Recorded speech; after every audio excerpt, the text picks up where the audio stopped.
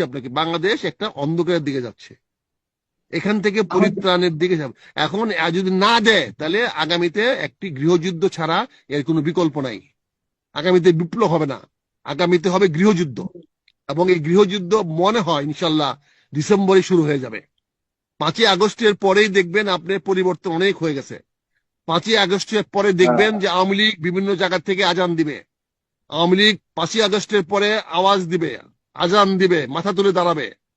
আওয়ামী লীগ সে প্রস্তুতি নিচ্ছে এবং আমার মনে হয় নেওয়া উচিত। আওয়ামী লীগ এখন আর বসে বসে মনে হয় মার খাবে না। আওয়ামী লীগ মনে হয় তৈরি হচ্ছে। কেন প্রস্তুতি নেওয়া উচিত?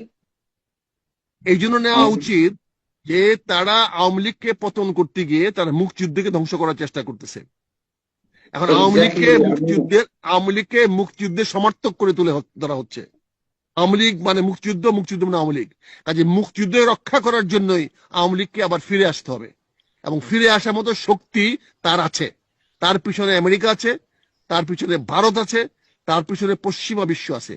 যদি তারা দেখে আমেরিকা নাকি ডক্টর ইউনূস সরকারের পক্ষে। কেন থাকবে পক্ষে? সে হলো বাইডেনের লোক, কেন থাকবে? কোন কারণে থাকবে? সে হলো ডেমোক্রেটদের লোক।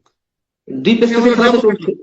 হ্যাঁ, ডিপ স্টেটে খেলা তো চলছে। কি আছে এখানে? তো এখানে যদি তার পক্ষে থাকতো তাহলে কি তার ফরেন মিনিস্টার ফোন করে ধমকাইতো? বলেন।